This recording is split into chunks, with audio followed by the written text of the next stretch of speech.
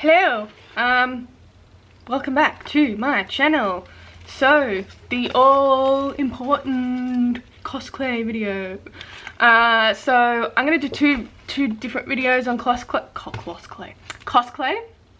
Say that 5 times fast. So I'm gonna do, two separate videos. One is gonna be like my first impressions of the Cosclay. So I got it in the Kickstarter thing they had going on, and I'm only just using it now. So yeah, so I'm going to do a first impressions of the Cosclay when I start using it, and then I'm going to do like my like review of the Cosclay once I've sculpted it and used it a little while and just tested it out. So I'm going to be doing the legs for my shoebill head out of Cosclay. So poor thing's been sitting around for a long time, so I want to sort of start on the legs using Cosclay because I want them to be posable. So what I've done is I've made a little armature from armature wire and I'm going to be sculpting the Cosclay onto the armature. So for this one I'm going to be using, what colour is this? 9, whatever 9 is. Grey. So I'm going to be using the grey because it's very, very similar to the colour of the shoebill's legs. And then I'm going to be adding some colour, some paint colour, and see how that holds up on the Cosclay. I also have the beige colour, number 12, warm beige. I also have that colour. I don't think there was a lot of colours that were available on the Kickstarter, so I got a certain pack. I can't remember what the pack was. It was, I think it was a doll making pack or something. I can't remember. But yeah, it came with the 2 colours, so I'm going to be working with the grey one at this point. If you're in Australia, it is available through Barnes, which is, I'm pretty happy that it is or will be available at Barnes or somewhere in Australia, and we don't miss out because we always miss out on stuff and it's really annoying. So yeah, I'm just going to quickly open it and see what we've got. I know that it needs a lot of conditioning, otherwise it will be fragile. So I suppose that's not really great for someone that likes soft clays. That's kind of annoying. Hence the reason why I work with Monster Clay and Sculpey Original, because I quite like the softer things. Yeah, comes in a block. I'm pretty excited to use it. You can already see that it is needs a hell of a lot of conditioning, so I will condition at some point. And yeah, the good thing is you can bake it in your oven.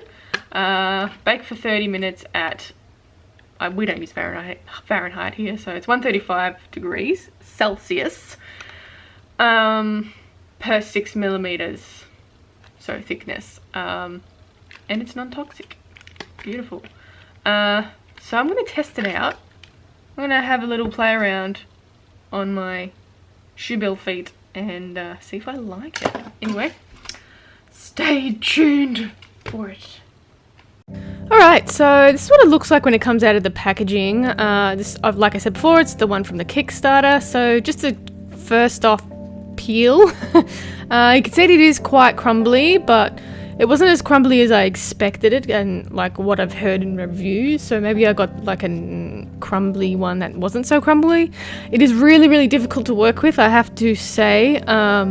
It requires a lot of kneading and a lot of conditioning to make it actually malleable. So it's really tough on the fingers. I personally don't like working with hard things. I like working with Monster Clay, which is really soft when it's melted. So I'm not a fan of how hard it is to work with. I find it is a lot harder to work with than polymer clay as well. So a bit of a bummer there. And I also find that I have to work in really small pieces like this because it's just way too difficult to condition larger pieces as well. So it's just something to keep in mind when you're conditioning it. Just don't try and do too much. I found that rolling it like this actually helped a little bit to condition it rather than actually putting pressure on things. So yeah, I think it was a little bit easier on my fingers as well to use my palms to condition the Cosclay. The texture is kind of rubbery, I guess. I suppose that's what gives it its posability or durability when you're moving it. So it's not like polymer clay and not like monster clay. It's not like anything that I've worked with before. It is quite rubbery to work with, and it doesn't smooth out as easily as polymer clay either. So I haven't really tried different methods of smoothing it out rather than using a tool or using my fingers. So you can see in this short amount of time that how much it has been conditioned just from rolling it in between my palms. But yeah, like I said, you got to do it in little bits like this, so it does take quite a long time to condition it. I know like old polymer clay takes a really long time to condition it as well, but yeah, I think it's relatively the same as an old polymer clay that you're trying to condition when it just won't condition.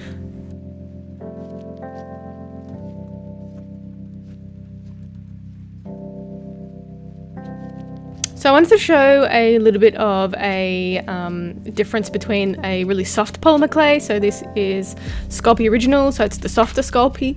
And you can just see how much easier it is to work with and how much more malleable it is as well.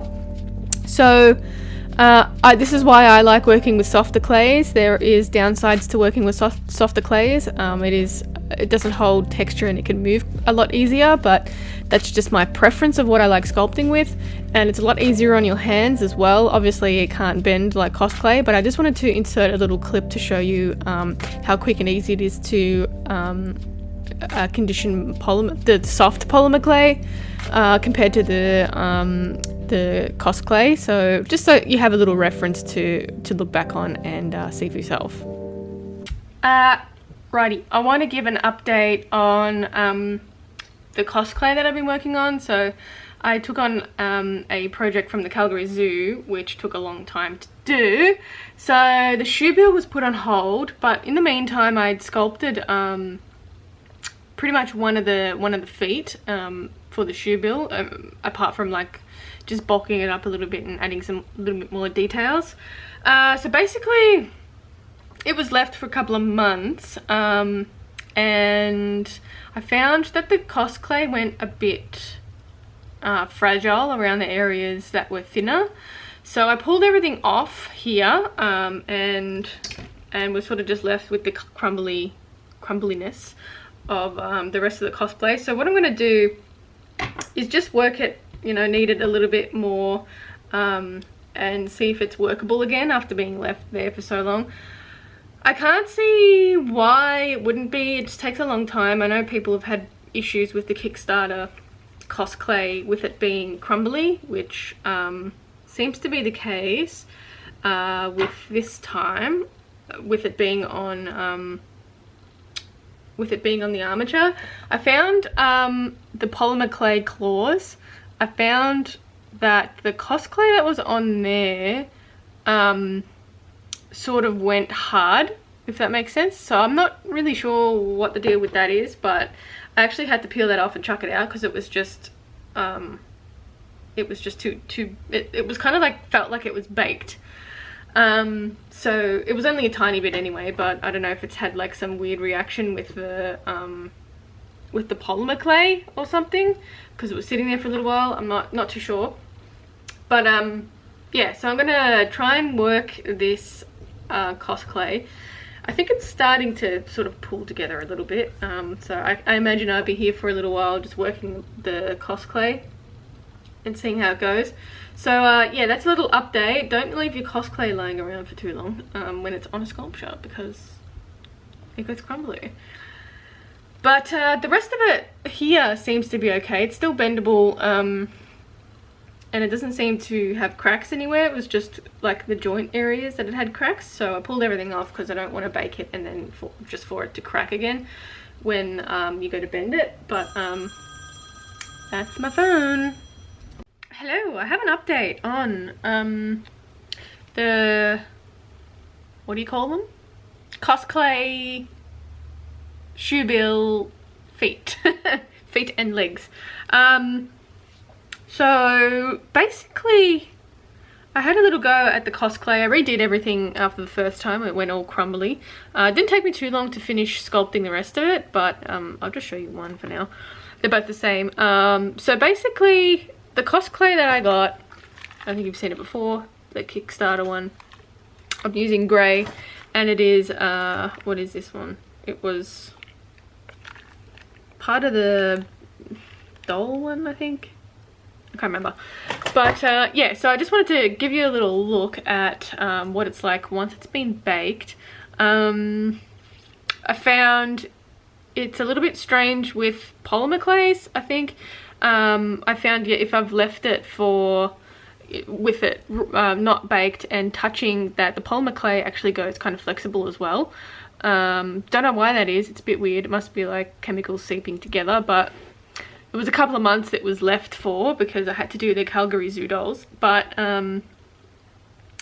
yeah, so when I went to start off the sculpting again, all of it went crumbly, and every time I moved it, it would sort of split. So I had to take it off, most of it off, and redo it and just like mold it and then sculpt it again.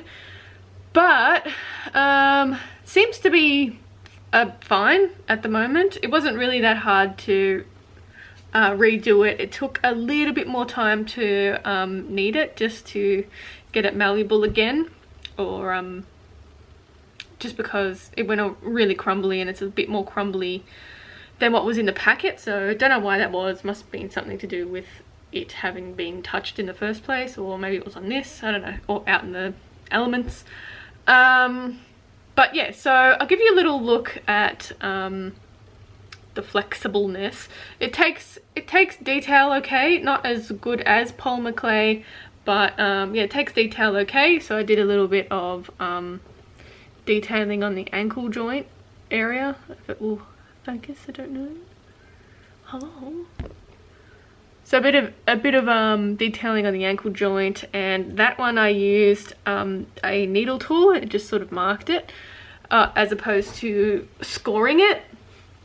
And also I used a little circle pen, the tip of the pen, to get all of the scale pattern on the legs. Again, not as easy to get that on there as the polymer clay or monster clay, but I think it takes detail okay. And I baked it for whatever the instructions said, so it was 135 Celsius or 275 Fahrenheit. We don't use Fahrenheit here, we use Celsius.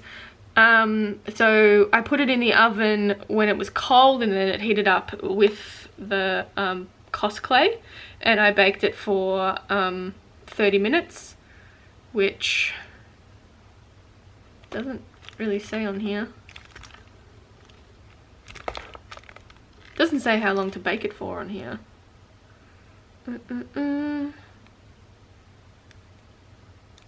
But they do have a detailed instruction on their website.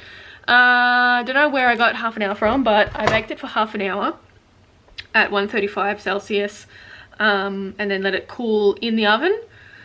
But yeah, I think it worked really well. I didn't get any cracking or anything strange happen, but it's pretty flexible. Obviously it's going to be harder to flex at the joint there because of the thickness, but you don't need to flex it too much anyway. Maybe like a tiny bit, but it seems to flex pretty well. And then the claws have a little bit of flex on it. I don't want to bend it too much because I'm going to use these, but I probably should have done a little strip to test out how far you can bend it without it snapping.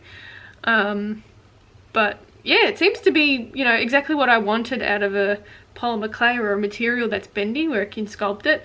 I've tried so many different things and nothing seems to be good enough, especially for things like bird legs. I've tried a number of things. I've tried plastic, I've tried I forgot what it's called, but it's a little, it was really expensive. This one, Saguru. I tried Saguru, which it was okay. It was quite difficult to work with, and it came in these little tiny packets like this. So you couldn't really make much out of it. So I don't even know what it's made out of, but yeah, I didn't really find it very helpful. And then I tried, I've tried these before, which is like an air dry foamy clay, which works well. It's pretty cheap, and it gets a tiny bit of flex, but the longer it dries, the more it dries as hard. So it's good for like horns and stuff like that, because it's quite light, and you can still sculpt on it. But yeah, this is exactly something that I'm looking for in a clay, so I'm really glad Cosclay came out with it. Isn't it Monster Makers? I think it is. The same people that do... Was it the same people that do Monster Clay? Anyway, I think it is. I'll have to double check my facts there. But yeah, quite nice to work with and really, really flexible and stuff. So it really opens a world up to me making bird dolls. So that's great. So what I'm going to do now is attach it to the shoe bill, but that'll be in a different video. This was like supposed to be an add-on, like a general overview of Cosclay. So yeah, all in all, pretty happy. It doesn't feel weird. I feel like if I bend it too much, it might crack or something. But yeah, it does feel like a kind of a plastic, I guess, like a bendable plastic. Maybe I think their formula has changed a little bit since the Kickstarter one, where it's a little bit more malleable, so and less crumbly. So I'd like to test that out when I get my hands on some of them. But yeah, overall really happy. Scuffing wise, it doesn't really mark, which is also good. But I will do a test. I want to add a little bit of black paint, like a wash over it, because the shoe bill legs aren't exactly this stark grey. It needed to add a little bit more detail, so I'll yeah, I'll add a little bit of detail and then go through what my thoughts on how it holds paint and how it flexes with the paint as well. So yeah, that'll be in my next bit. But anyway, that's a little quick overview of just after it's been baked, and then I'll check back with you when I paint it and give you my thoughts.